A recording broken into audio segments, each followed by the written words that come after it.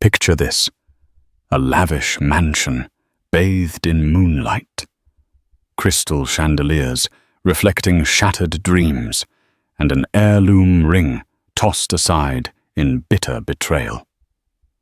Billionaire Alexander Reeves, once the envy of high society, has just done the unthinkable. He's thrown his pregnant wife, Olivia, onto the streets, all because of a whisper from his irresistible mistress, Cassandra, who claims the baby in Olivia's womb isn't his. Yet beneath the sparkle of diamonds and the hush of secrets, one final twist waits in the maternity ward. Tonight, as hearts break and fortunes shift, a single DNA test is about to expose a devastating lie. Alexander Reeves had always been surrounded by brilliance. Born into old money, he expanded his ancestral shipping empire into a global conglomerate. By the age of 30, he had rubbed shoulders with magnates like Bill Gates at exclusive charitable galas, garnering headlines for his philanthropic endeavors alongside his keen business acumen. People who saw him only from afar believed his life was a shining example of success, a testament to the perfect marriage of wealth and strategy. His family estate in Greenwich, Connecticut, was a sprawling property that had once hosted a private dinner for a handful of international dignitaries. High garden hedges, ornate fountains, and marble statues welcomed guests into a world that felt more like a modern Versailles than a mere residence. Alexander's father, the late Jonathan Reeves, had built the estate from the ground up, an outward symbol of what he believed the Reeves name stood for: prestige, integrity, and legacy. Alexander, or Alex to his close friends, inherited not just the estate, but the dreams etched into every marble pillar. He had a strong sense of responsibility that extended beyond mere profit. He wanted his family name to stand for innovation, charity, and high moral values. For years, that was exactly how he conducted his life. Under his leadership, Reeves Global diversified into energy technology and real estate. Stock prices soared, and the Reeves family became a staple in the pages of business magazines. In one of those bright intervals, while attending a philanthropic event at the Metropolitan Museum of Art, Alexander's path collided with Olivia Sinclair. Olivia was a soft-spoken graduate student of art history present that evening to present a thesis on the museum's rare Renaissance collection. Her understated elegance caught his eye. She wore a simple midnight blue gown that highlighted her quiet sophistication, a stark contrast to the glittering over-the-top attire of other attendees. Intrigued, Alexander found himself drawn away from investor conversations and the usual small talk, with high society fixtures inching closer to the modest stage where Olivia spoke with passion about Botticelli and Raphael. Despite living in a sphere of powerful men and cunning socialites, Alexander had never found anyone who touched him on an intellectual and emotional level. But listening to Olivia's voice, he felt something shift in his chest, a subtle awakening. Their first conversation was awkward. He introduced himself with more nervousness than he'd ever shown at board meetings. Olivia, unaccustomed to the attention of someone so prominent, blushed, but held her composure. Over the next weeks, chance meetings turned into deliberate visits. Soon they were courting in a haze of late-night phone calls, secret glances across crowded rooms, and stolen weekends in the Hamptons. Olivia wasn't born into wealth. Her father was a retired school teacher, and her mother stayed at home, dedicating her life to her children's upbringing. The Sinclair family's warmth and genuine affection touched Alexander, who found respite in their cozy suburban home, a stark contrast to his own life of grandeur. He admired Olivia's strong moral compass and her unwavering sincerity. Within a year, the tabloids were abuzz with rumors of an engagement, And sure enough, Alexander proposed in a private garden at the Reeves estate, kneeling under flickering fairy lights and the summer moon. Their wedding took place on a crisp fall afternoon in that very garden.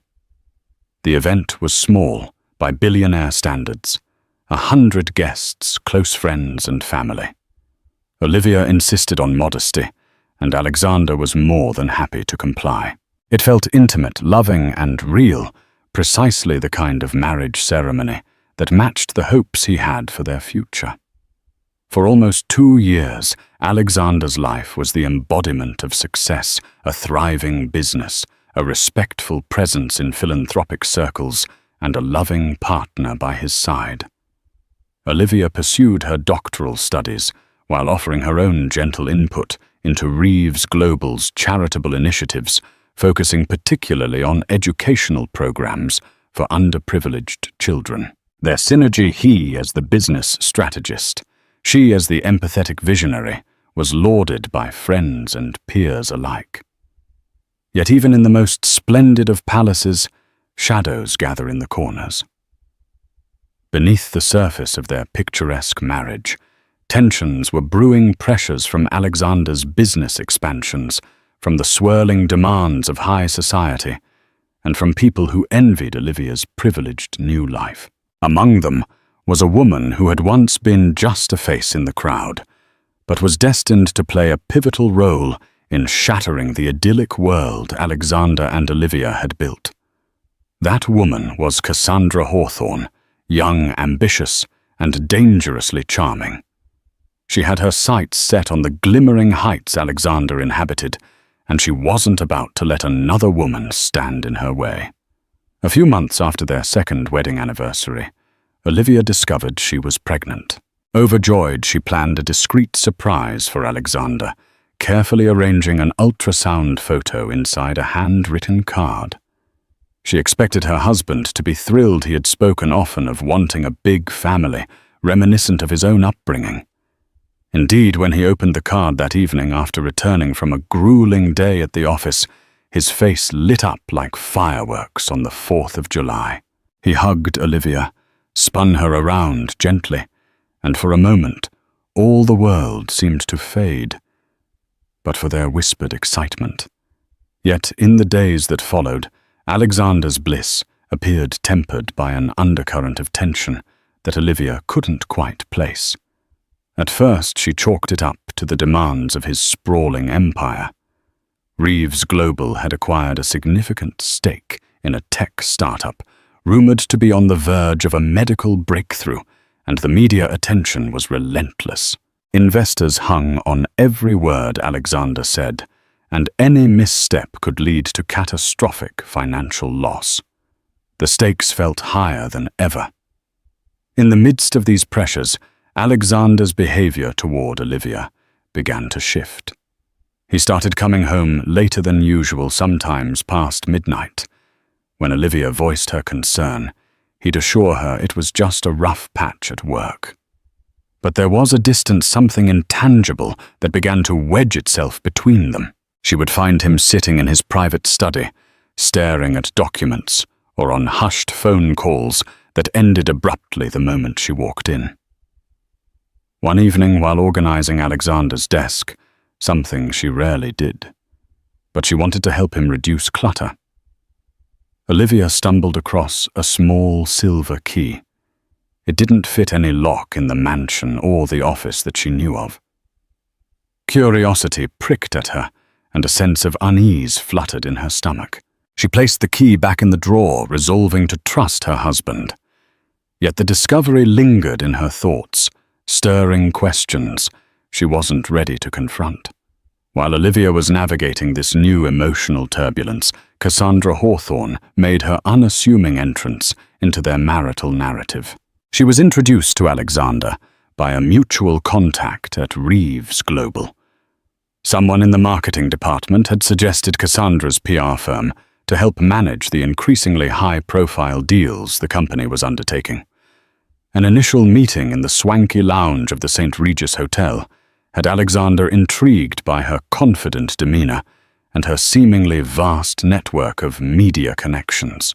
For a few weeks, Cassandra remained a background figure, quietly offering her expertise in press releases and media strategy. Gradually, however, she began to ensconce herself in Alexander's daily routine. She showed up at the Reeves Global HQ in Midtown Manhattan, more often always impeccably dressed in tailored suits that complemented her sharp features. She knew just how to lean in, how to toss her hair, and give Alexander a fleeting smile that stirred a man's desire for admiration and respect. Where Olivia was gentle and subdued, Cassandra was flamboyant and charming. She was the type to waltz into a room and immediately own it. Beneath that veneer of professional brilliance, though, was an ambition that bordered on predatory. She spotted Alexander's vulnerabilities, his stress over the looming corporate deals, his yearning for something undefined, his frustration with not being able to be the ideal husband 24/7. She made herself indispensable, offering a sympathetic ear when he ranted about near-impossible deadlines, boardroom politics, or even inconsequential arguments with Olivia over dinner. He confided in Cassandra in ways he had long neglected to do with his own wife, and while there was nothing overtly physical between them at first, emotional infidelity was a storm gathering on the horizon. Alexander told himself he simply admired Cassandra's drive, that her presence was a breath of fresh air amid a life burdened by constant responsibilities. He convinced himself that it was just professional synergy, an alignment of minds in a cutthroat business world. Olivia, however, could sense the shift in the atmosphere as though a cold breeze had slithered into the house. Their once vibrant conversations at the dining table dwindled.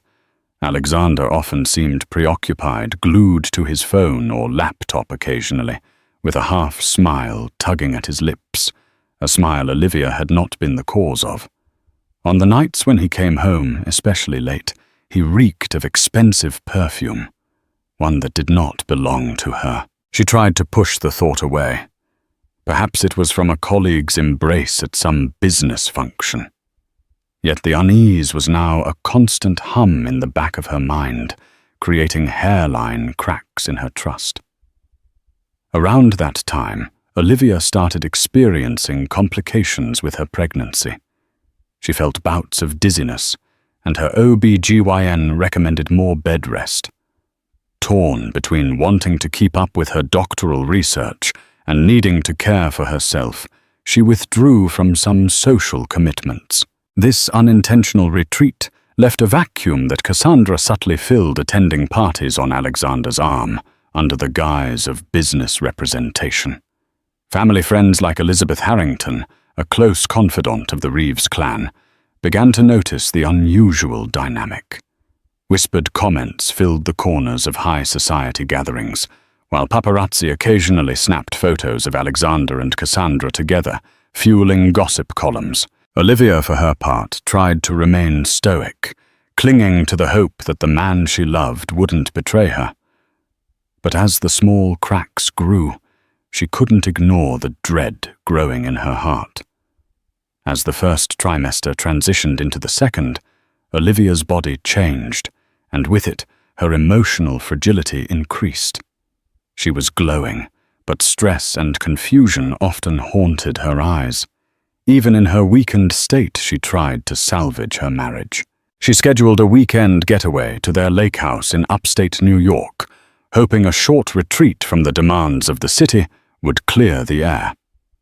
Alexander, however, kept postponing the trip with last-minute excuses. A critical meeting in Dubai, a sudden market crisis that needed his personal attention, and so forth. Those around Olivia noticed her struggle. Her best friend from college, Rachel Sanders, visited more frequently. Rachel, a tough-minded lawyer, believed in confronting issues head-on. One afternoon, she found Olivia in the greenhouse, gently pruning roses. Concern evident in her voice, Rachel asked, "Have you talked to him about Cassandra?" Olivia hesitated, her eyes fixed on the budding roses. Not directly. I don't want to sound paranoid or accusatory. He's under so much pressure lately." Rachel's voice took on a firm edge. "You're his wife, Liv. This marriage is supposed to be your safe haven. You can't just ignore that something is off." Taking a shaky breath, Olivia nodded. "I just don't know how to approach it without pushing him further away." Meanwhile, Alexander was a whirlwind of professional engagements and personal temptations. Cassandra had found ways to slip into his daily life, coffee runs, that turned into lingering lunches, strategic late-night dinners in private back rooms of Manhattan's finest restaurants. She always had the perfect excuse to be near him. A new media lead, a critical press release that needed immediate approval, a philanthropic event that aligned with Reeves Global's brand. It didn't help that the business deals Alexander was juggling had become more complex. The rumored medical breakthrough by the tech startup they'd acquired was coming to fruition, attracting global attention. Billionaire investors from the Middle East to Silicon Valley were knocking on his door. The pressure to secure partnerships was immense, and Alexander found a constant confidant in Cassandra. She had a knack for lifting some of that weight off his shoulders, reminding him to live in the moment, encouraging him to have that extra glass of champagne, or to let himself indulge in fleeting amusements. The personal boundary that separated their professional relationship from an emotional entanglement gradually disappeared. Late one evening, after celebrating the finalization of a multi-million-dollar contract, Cassandra and Alexander found themselves in a penthouse suite overlooking Central Park. A swirl of Music City lights and the dizzying rush of victory blurred their judgment. Under the glow of a crystal chandelier, Cassandra leaned in, her lips brushed against his ear, whispering something about how he deserved to be truly happy, how she admired not just his mind, but his heart words that sank into the cracks in Alexander's composure. That night he crossed the line he had believed he would never approach. The guilt was instantaneous, yet overshadowed by the intoxication of a newfound connection. He rationalized it in 1,000 ways: stress relief, momentary lapse, the pressing demands of a life lived in the spotlight. He convinced himself he would end it the next day, go back to Olivia, and work to rebuild the trust he'd shattered. But desire, once awakened, isn't so easily put back to sleep. Cassandra, for her part, had no intention of remaining a fleeting affair. She saw in Alexander a passport to the life she'd always craved, a place among the business elite, acceptance into the kind of circles where wealth and power are passed around like delicate hors d'oeuvres. She intensified her hold on him, playing the role of the supportive partner he didn't realize he was seeking. She listened. She validated. She made him feel invincible. Over time, Alexander began to believe that Cassandra, not Olivia, understood him best. Back in Greenwich, Olivia's loneliness grew. She tried to reach Alexander with phone calls, texts, emails. Some were answered curtly, others not at all. When she spoke to him about attending doctor's appointments together, he apologized profusely, but rarely showed up. He'd send elaborate bouquets to the mansion, complete with notes that read, "I'm sorry. Important meeting came up. Love you." But the absence of his physical presence spoke louder than any flowers or apology. On a chilly autumn day, as the leaves turned golden and the estate's gardens were awash in an amber glow, Olivia ventured into Alexander's study once more. She needed some financial documents for a charitable program they were co-sponsoring. Opening a drawer, she discovered a folder labeled Hawthorne PR Confidential. Inside were receipts for dinners, hotel bookings, and even a spa retreat in the Caribbean, none of which matched the dates or locations Alexander had ever mentioned to her. Her hands trembled. A cold dread seeped into her chest. She let the documents slip back into the folder and closed the drawer, her heart pounding like a war drum. Confrontation was now inevitable. Whatever illusions she had clung to for months had shattered the moment she saw those receipts. Betrayal was staring her in the face, and there was no looking away. Cassandra Hawthorne was a master weaver of illusions. Born into a modest family in suburban Chicago, she'd learned early on that the world belonged to those who seized opportunities. Her success story was part ambition, part ruthlessness. She had studied communications at a second-tier college before swiftly landing in PR firms that handled local celebrities. Over the years, she sharpened her talents, learning how to spin a narrative, how to manipulate social media, and how to craft an image so pristine that even the ugliest truths would disappear behind a polished smile. By the time she moved to New York, Cassandra had reinvented herself several times. She burned bridges when they became obsolete, always trading up to a new circle of influence. Her partnership with Reeves Global marked her biggest leap yet. She'd never had such direct access to a billionaire who was not only wealthy, but relatively naive to the darker side of human intention. Alexander Reeves in her eyes was the golden goose. At first, she flirted with him lightly, gauging how he reacted to her witty banter and subtle touches. When she sensed his guard was down, she inched forward, offering glimpses of her personal struggles, a controlling ex-boyfriend, a father who never supported her dreams. She feigned vulnerability, projecting a sense of depth that intrigued Alexander. The night they spent together in the penthouse suite was more than just a fleeting affair for Cassandra. It was her official entry point into Alexander's life. After that, she began visiting his office unannounced, standing behind his chair during conference calls, stroking his shoulders as if she already owned him. She would surreptitiously remove any personal mementos, photos of Olivia, or little keepsakes if they stood in her line of sight. She offered him fresh insights into running the business's public relations, claiming her approach was modern, bold, and exactly what Reeves Global needed to stay on top. Alexander, clouded by desire and guilt, found himself simultaneously enthralled and uneasy. He tried to compartmentalize, telling himself that sex was sex, that Cassandra's presence was a professional necessity. But Cassandra wanted more. She began introducing him to her circle of friends, people who worshipped her social climbing talents. They flattered Alexander, telling him he deserved a more exciting partner, someone who wasn't always at home or bogged down by boring philanthropic stuff. The subtler message was always the same. Cassandra complimented his success in ways Olivia never could. Amid this whirlwind, Cassandra started laying the groundwork for the ultimate trap. She complained about feeling nauseous in the mornings, but insisted it was just anxiety or too many late-night cocktails. She made sure Alexander found pregnancy tests in her purse or glimpsed doctor appointments marked in her calendar. When he finally asked her about it, she feigned shock tears brimming in her eyes. "I'm not sure yet," she whispered. "I don't want to scare you. But there's a possibility." She trailed off. The effect was immediate.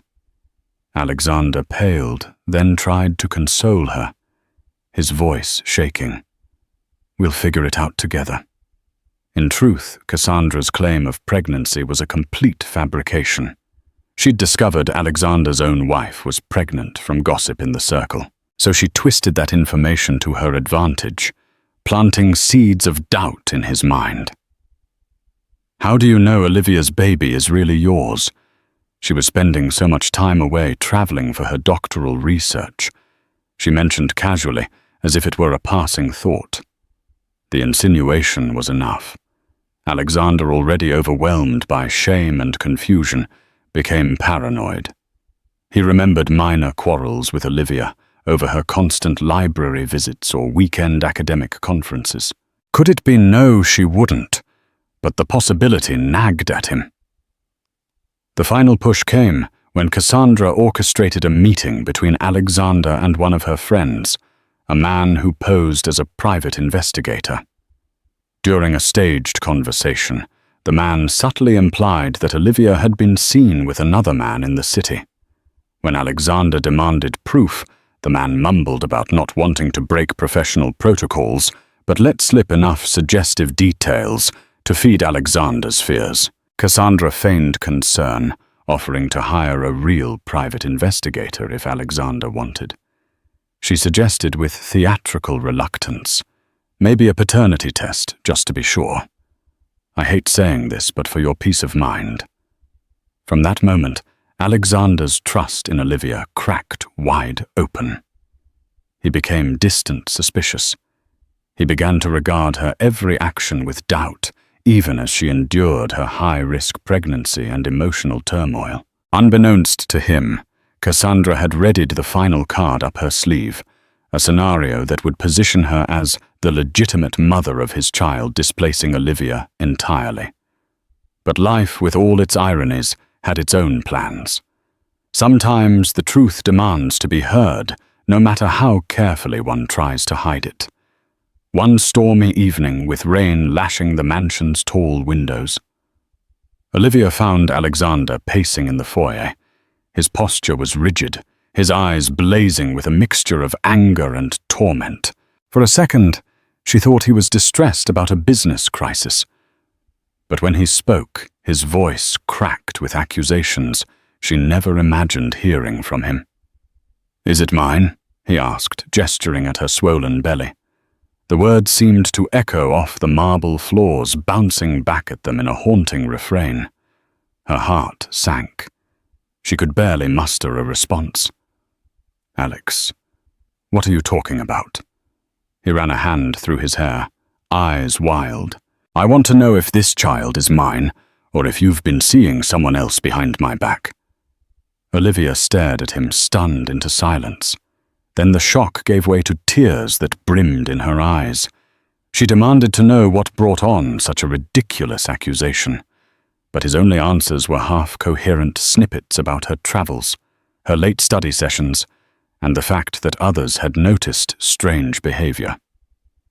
Realizing that he was parroting someone else's script, Olivia's face hardened. She thought of Cassandra's name, the intangible presence that had grown like a weed in their marriage. "I've never betrayed you," she said softly, her voice quivering. "How dare you even suggest it?" Alexander's fury climaxed, fueled by Cassandra's manipulations and his own moral downfall.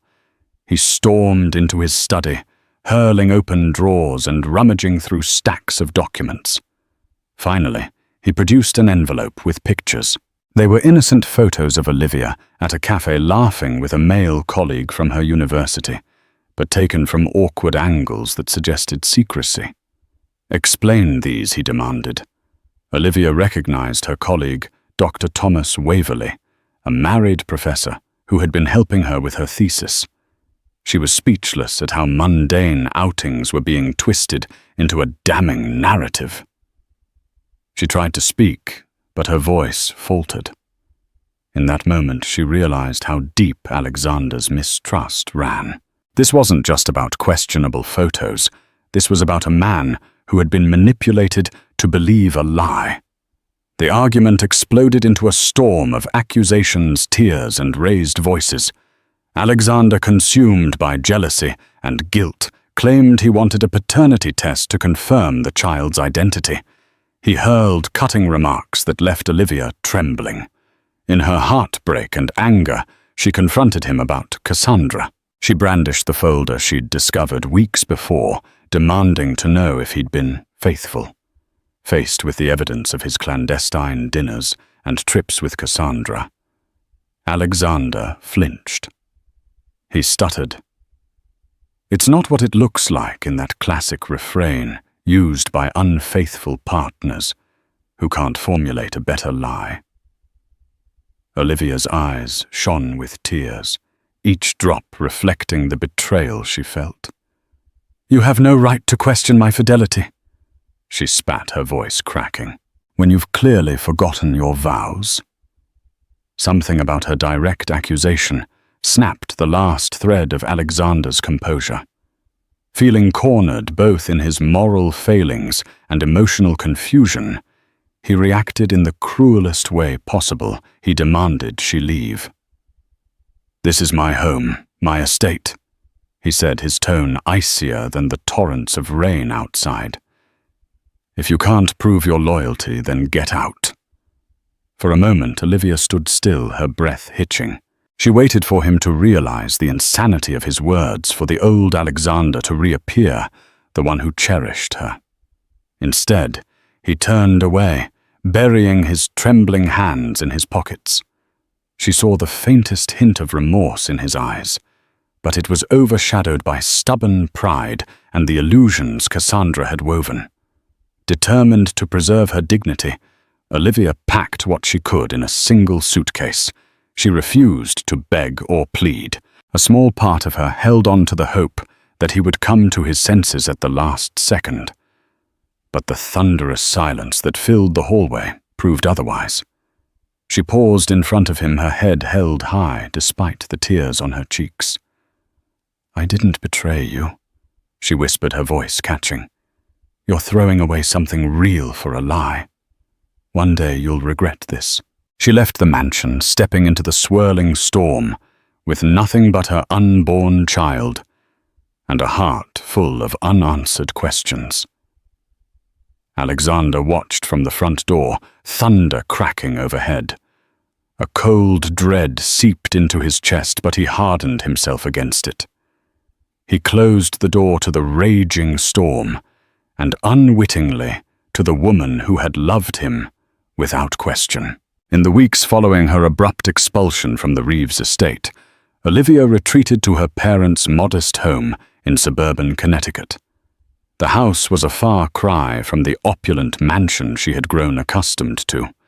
It smelled of freshly baked bread and old wooden furniture.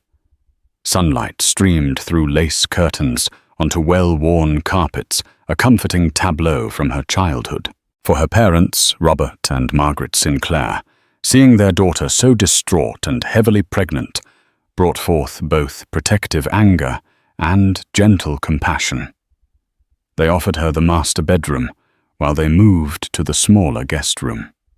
Robert, a retired schoolteacher, spent his days reading to her in hushed tones, hoping to stave off the dark clouds that hung around her.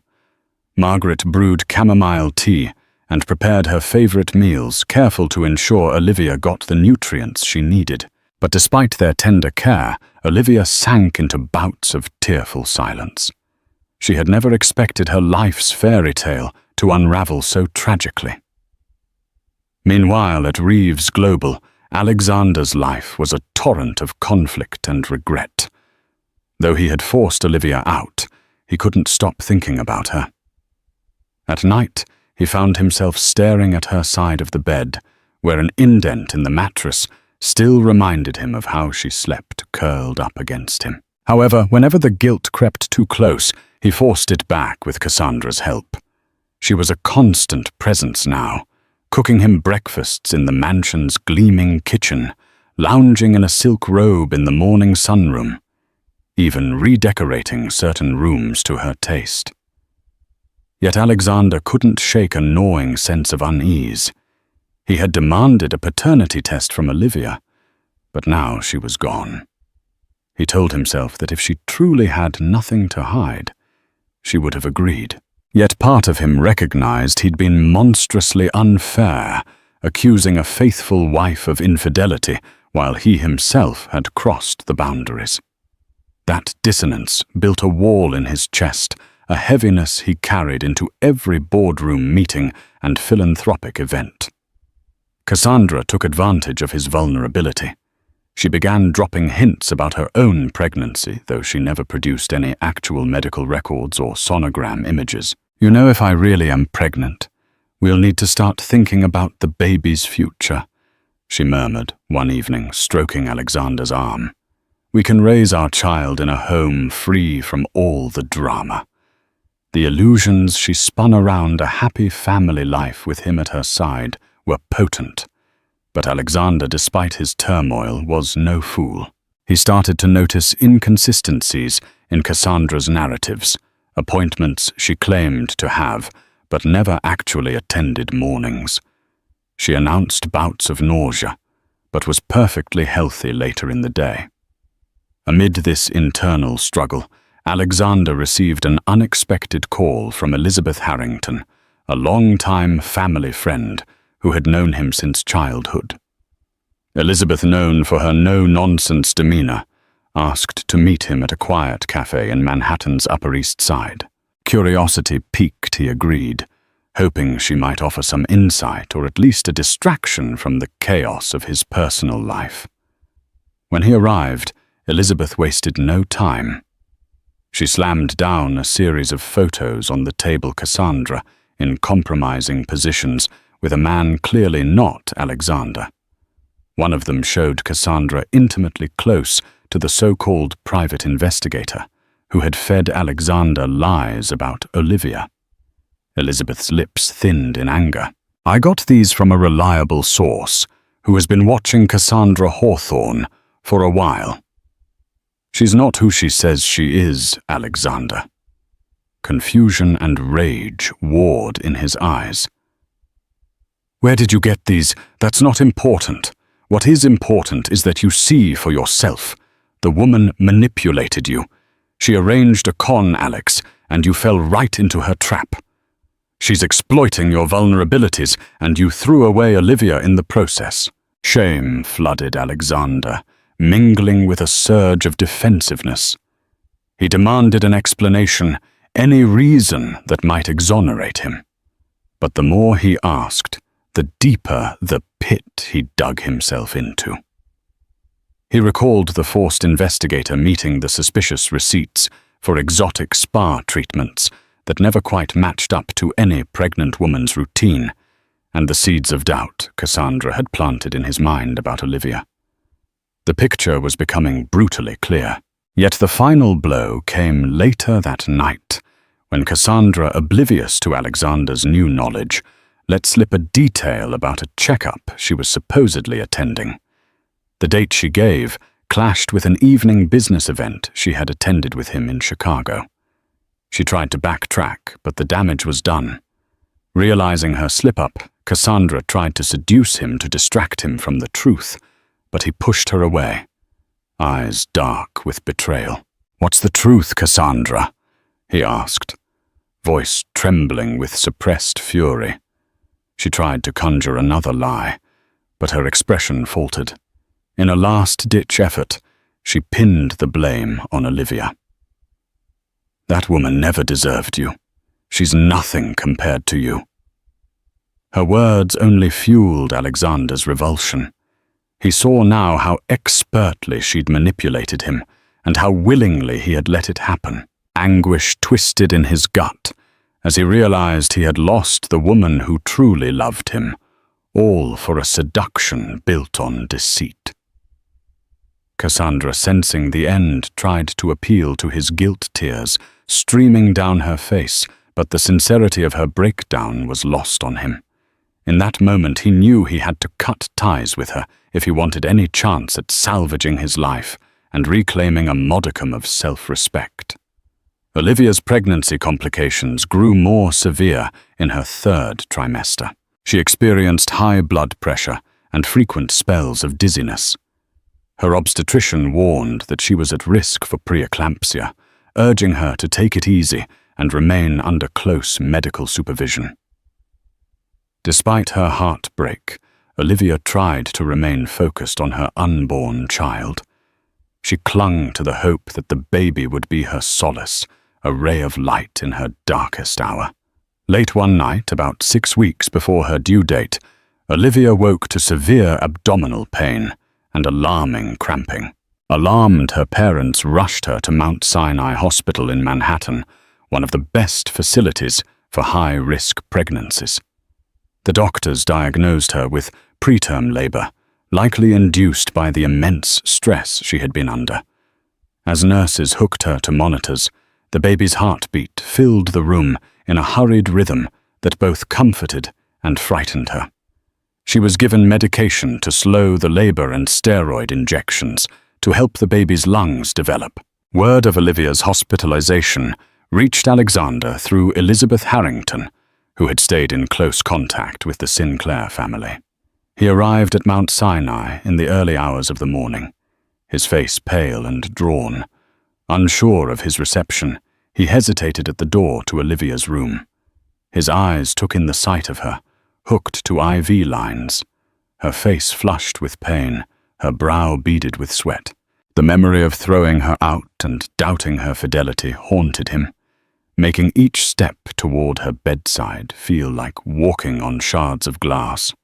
Robert Sinclair intercepted him. The older man's eyes blazed with protective anger. "You have no right to be here," he snapped, voice low to avoid disturbing Olivia. Alexander's throat tightened. He nodded slowly. "You're right. I don't. But I need to see her to apologize to be here if she needs anything." Margaret, who had emerged from the hallway, placed a hand on her husband's shoulder. Her voice was tired, but still gentle. "If Olivia asks you to leave, you must respect that." Inside the room, Olivia saw him hesitating at the doorway. Her eyes flickered with a myriad of emotions: hurt, longing, resentment, and an underlying love that refused to vanish, despite his betrayal. She turned her head away, tears filling her eyes. Yet something in her core told her that letting him see what he had done to her might finally bring closure, or at least clarity. Alexander approached slowly, tears in his own eyes. "I'm sorry," he whispered, his voice raw. "I've been a fool." "Cassandra," she lied. "I have proof." He broke down, explaining the manipulations, the forged photos, the false pregnancy claims. "I let my own guilt and her lies twist my mind against you." "I'm so sorry, Olivia." His confession washed over her like a wave. She had suspected as much, but hearing it from his lips forced her to confront the bitterness inside her. Emotional exhaustion combined with the physical pain left her unable to respond with anger. She simply nodded, tears leaking from the corners of her eyes. "I don't know what to say," she finally managed. "I don't know if sorry is enough for what you've done." Before Alexander could respond, a sharp pain seized Olivia, forcing her to clutch her stomach. Machines beeped wildly as the nurse rushed in to check on her. The baby's heart rate was dropping, a dangerous sign. Within minutes, doctors converged on the room, deciding an emergency C-section was necessary.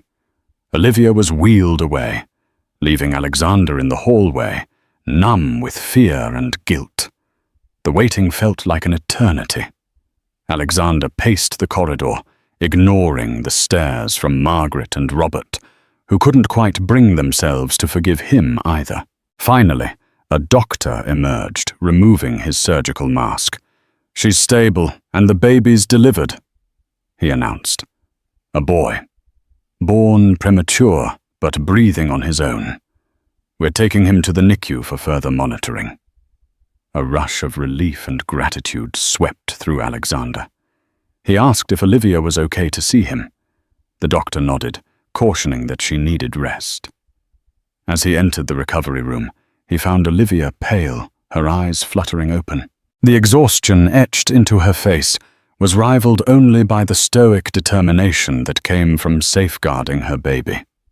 When she saw Alexander, she offered a weary nod. After a series of post-op checks, Olivia agreed to let him accompany her to see their son in the NICU. Tiny, wrapped in tubes and monitors, the infant still managed to grip his father's finger with surprising strength.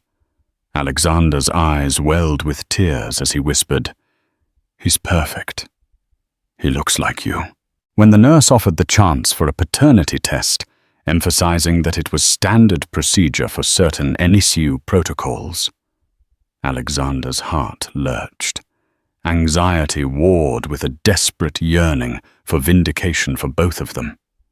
Olivia turned to him, her voice soft yet resolute. "Let's do it. You wanted proof. Now you'll have it." Olivia drifted in and out of uneasy sleep, the antiseptic scent of the maternity ward settling over her like a thin, sterile blanket. Fluorescent lights hummed overhead, washing every surface in a bleak, unwavering glow. Outside the small window beside her bed, dawn bruised the winter sky with palest violet. She could see only a sliver of Manhattan's skyline, but that fragment was enough to remind her of everything that had broken glittering penthouses' gala nights. Alexander's confident laugh echoing through champagne-soaked ballrooms. Now there was only the monotonous beep of a heart rate monitor, the soft hiss of the IV, and the hollow ache where trust had once lived. Alexander sat in a vinyl chair, inches from her bedside shoulders, hunched, suit jacket long discarded. 3 nights of vigil had left a grey cast on his skin and carved new lines at the corners of his eyes. He studied Olivia's face as though it were a masterwork in danger of fading. Every flutter of her lashes, every shallow breath, proof she was still here, still reachable. Each time she stirred, guilt pierced him anew. He had memorized the sequence of the ward's sounds, the squeak of nurses' shoes, the squeal of gurney wheels, the distant lullabies drifting from the nursery speakers. Somewhere at the end of the corridor, the NICU doors whispered open and closed with rhythmic finality, each hiss a reminder that their premature son fought his own private battle behind glass. Alexander rose whenever Olivia tried to shift, adjusting her pillows, smoothing tangled sheets, offering sips of water with hands that trembled despite his best effort to appear composed. Words seemed inadequate, yet silence felt like cowardice.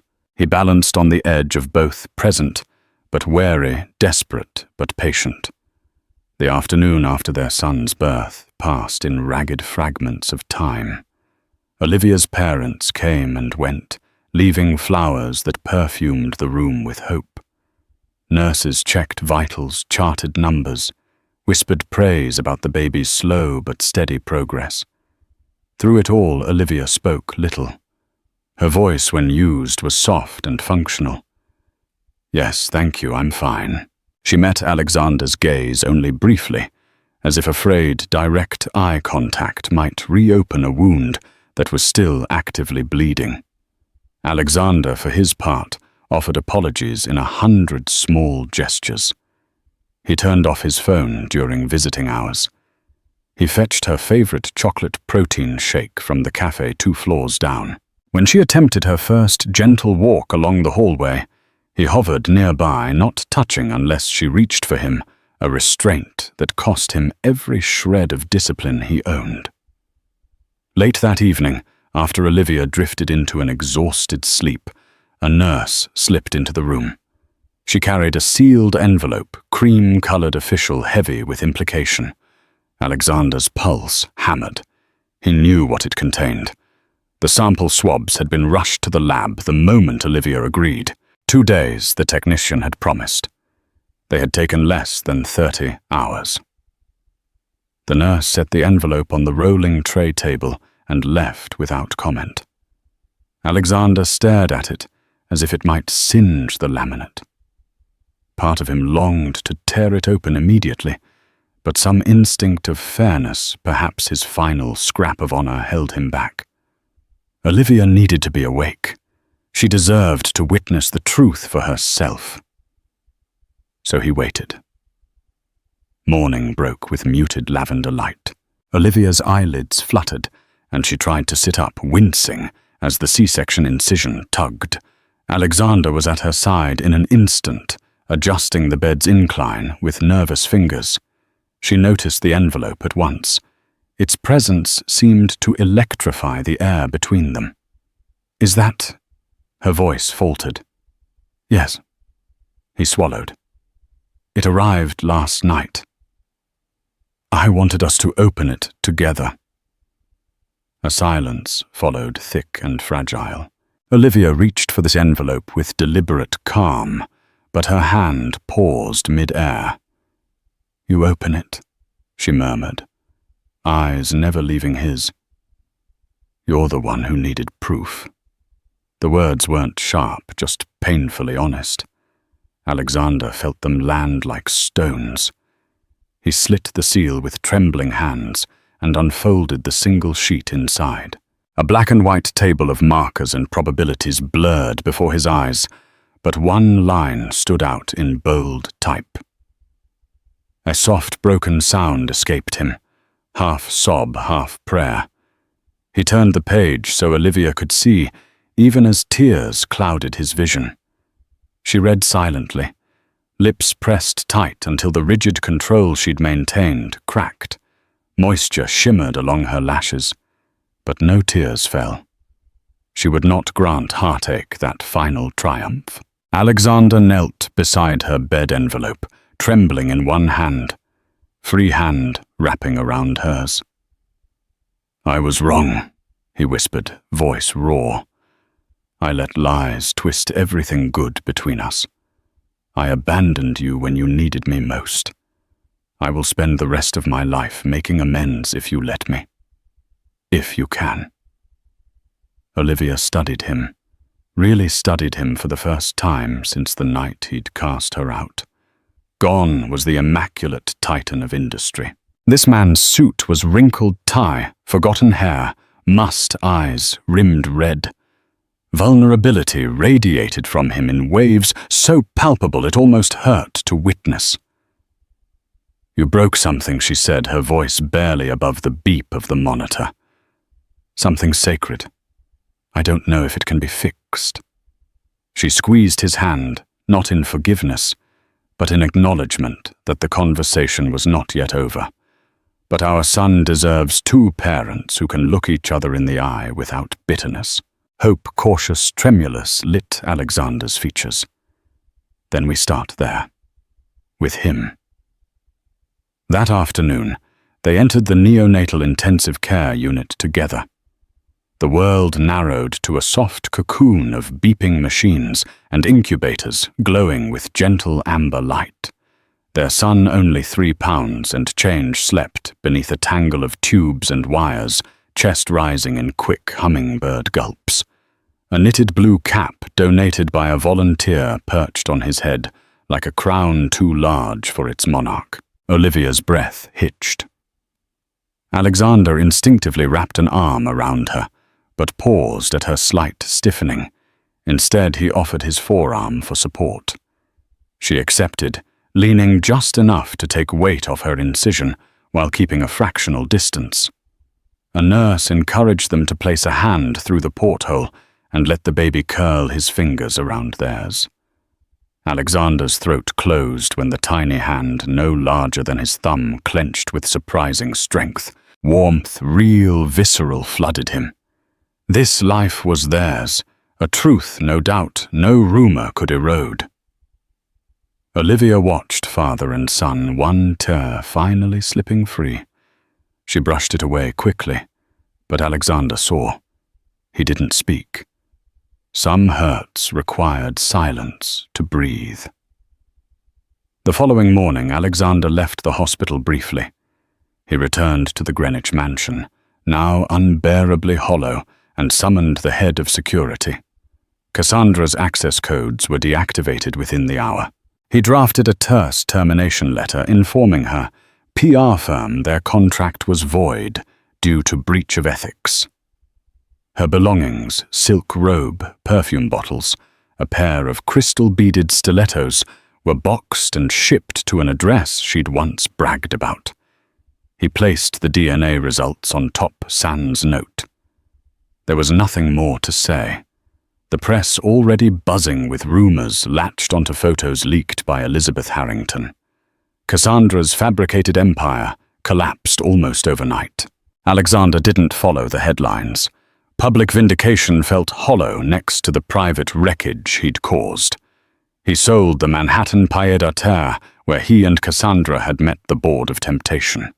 The proceeds went directly into a trust fund under Olivia's sole control security for their son, regardless of what became of Alexander's contrition tour. Back at the Sinclair home, Olivia's world rearranged itself around midnight, feedings, pumping schedules, and whispered consultations with pediatric specialists. Alexander visited daily, but never unannounced. He texted first May. "I come at 2. Brought the prenatal vitamins you like and accepted." No with grace when Olivia needed space. He learned diaper folds, burping rhythms. The delicate art of swaddling. He burned through business podcasts during late-night rocking shifts, believing efficiency could coexist with cradle songs. Once Olivia found him asleep upright in an armchair, their son snoozing against his chest, Alexander's tie serving as an impromptu pacifier strap. The sight cracked something in her she hadn't realized was still frozen. They began speaking not about betrayal at first, but about practicalities, sleep schedules, medication dosages, whether to use cloth or disposable. Conversations grew inch by inch to include memories of their courtship jokes about Alexander's disastrous first attempt at homemade pesto. Olivia's longing to finish her doctorate.